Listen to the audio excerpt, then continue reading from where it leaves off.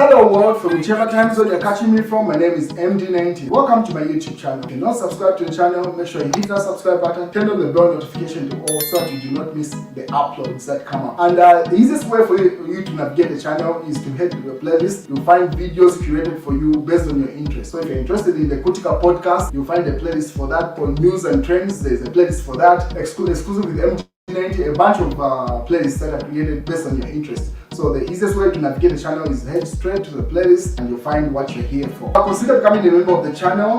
Right next to the subscribe button is the join button. You click on the join button so that you can become a member of the channel. You support the team on the production and a number of things that we're doing here, and we appreciate that. Well, at this point, it's safe to assume that pretty much these alliances are just missing the former head of state, Edgar Chagwa Lungu. As you may be aware, the former head of state has been out of the country for the most part of 2025. He left somewhere early January, and he hasn't been back since then. His wife comes in and back for court sessions. She's back and forth. Since he left for medical treatment, he hasn't been back. All that people hear from him are secondary information. Some people that interact with him say, no, I spoke to him, I had a video call with him, I went to see him. And then the only statements that the rest of the country receives posts that come from his platform, which were argued the other time by Minister of Information, Permanent Secretary Tawakawana, to say it's not actually even Edgar Chagwa Lungu that is behind the posts that go on his page. It's the people that are around him, or his handlers are the one that do those things. But since then, there seems to be a lot of trouble in both Tonse Alliance, UKA Alliance. Just a couple of hours ago, Hari Kalawa had a press brief where he notified the nation to say that he officially left the UKA Alliance. He has not yet declared whether he is joining the Tonse Alliance or not. But anyway, this is what happened. But according to the news diggers, Lungu Fit claims Patriotic Front is just taking a break from the disrespect. So the Patriotic Front is, so it's those statements that people only get at this point. Secondary information, someone says no, he says this, they haven't heard from him. At this point, all the former head of state can do is do either a screenshot video, him walking about wherever he is, or just a greeting of some sort, so that people know to say some of the statements that are being issued on his platform are actually coming from him.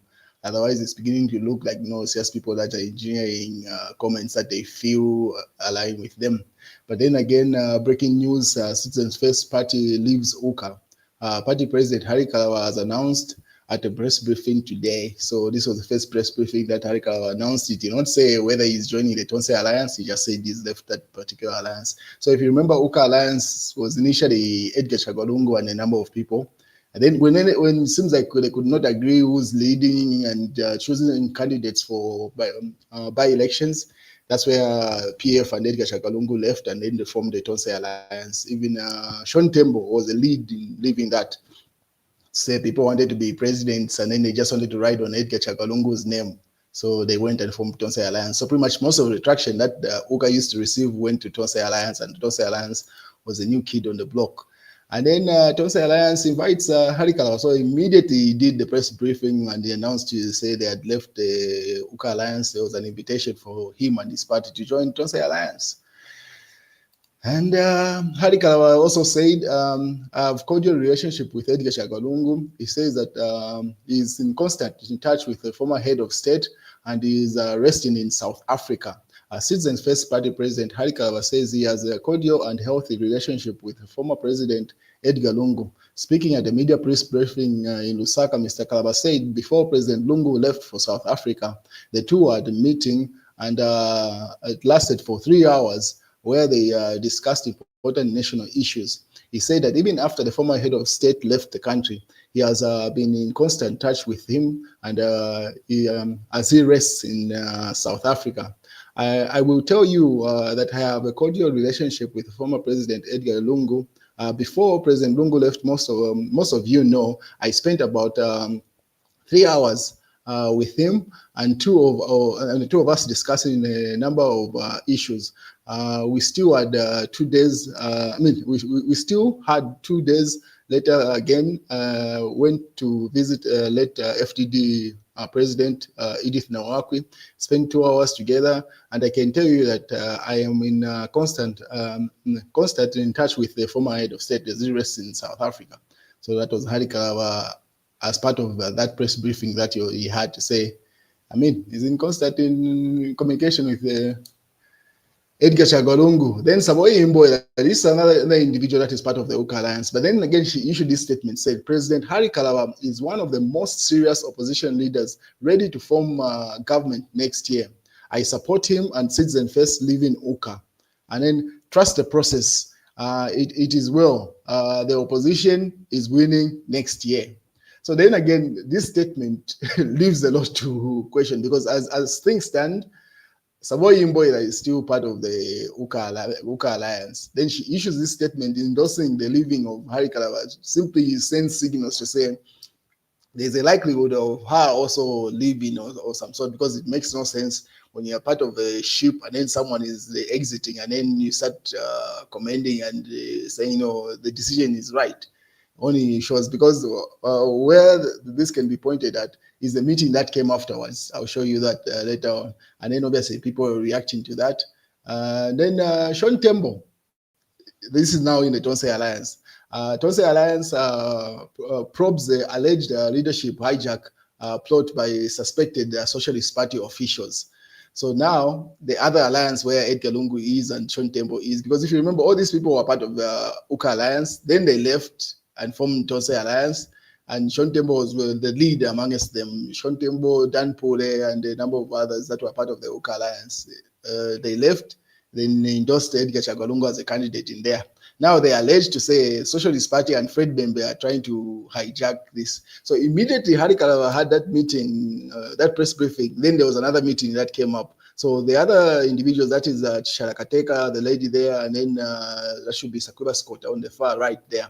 Those are still part of the UKA Alliance. And then Socialist Party and Fred Membe in the center there.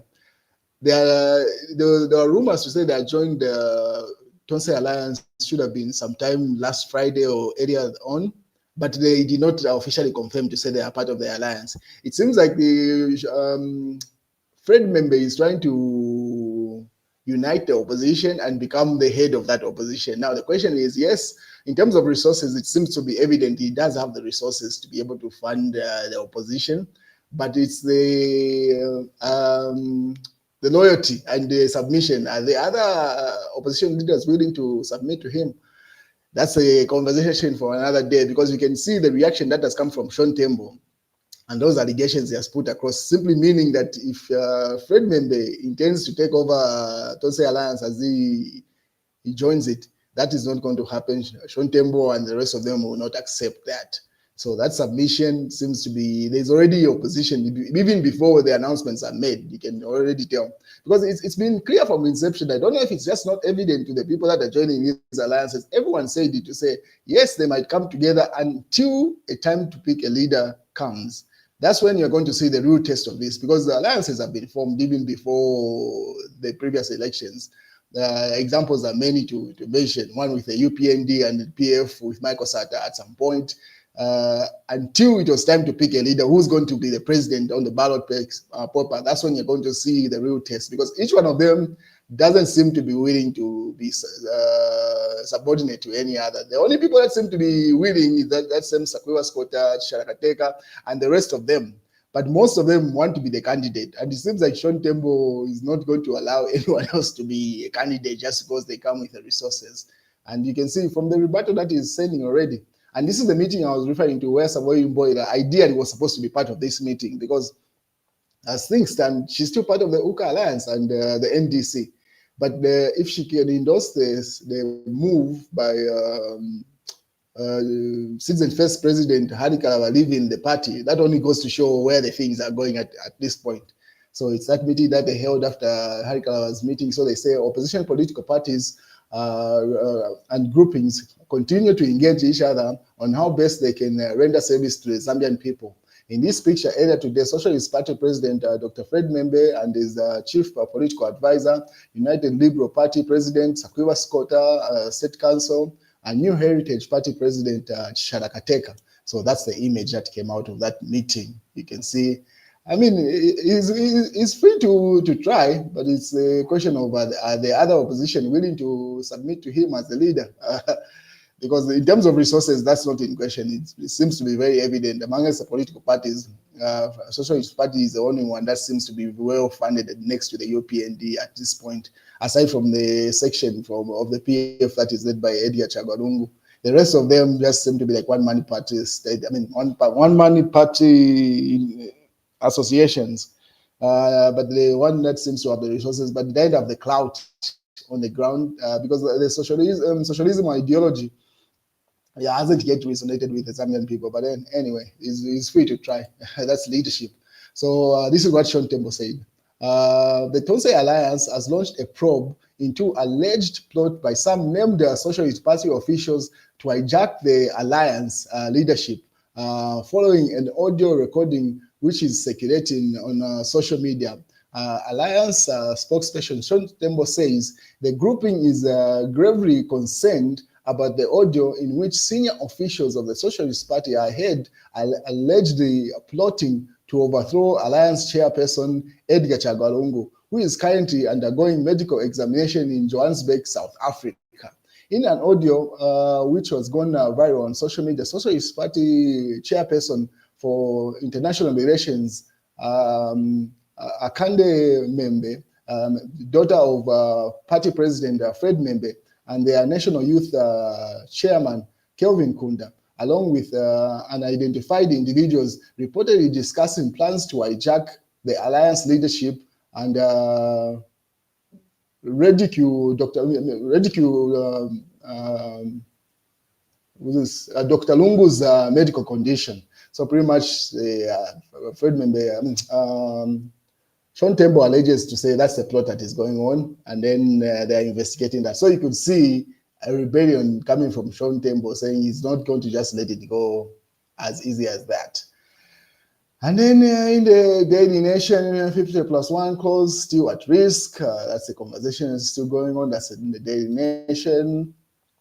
They can't win. UPND have started rigging polls now. Report will only benefit them. That's KBF. So and that's another person that you should take note, because KBF is part of the Tonse Alliance and it's been quiet ever since. So I do not see KBF submitting to Fred Membe as the leader of the Tonse Alliance. I mean, Tonse Alliance clearly is going to go it alone. So highly likely that's where these alliances are heading. At some point, they will just have to run it alone. It seems like everyone wants the clout that Edgar Chagwa comes with, but they don't want him to be a candidate. It seems to be very evident he's not going to be a candidate because the constitutional court had ruled that he's not eligible in the upcoming elections. But the clout that he has on the ground is what all these people are fighting for, really. So you could see even Hari Kalaba, even if he joins the Tonse Alliance, you can see how he's endorsing Edgar Chagwa to say, no, I've been talking with him, I can do this. It only means he's feeling if he gets the endorsement from Edgar Chagwa, he stands a better chance to fight in 2026. But anyway, let's wait and see how that plays out. Electoral report, illegal. That's a conversation in the Daily Nation. And that's the news, ladies and gentlemen. We'll wait and see how this plays out. But you can clearly see these alliances have got one agenda and unity around one candidate. I do not see that happening. I don't think I don't know what you think, you guys. You can share your views in the comment section.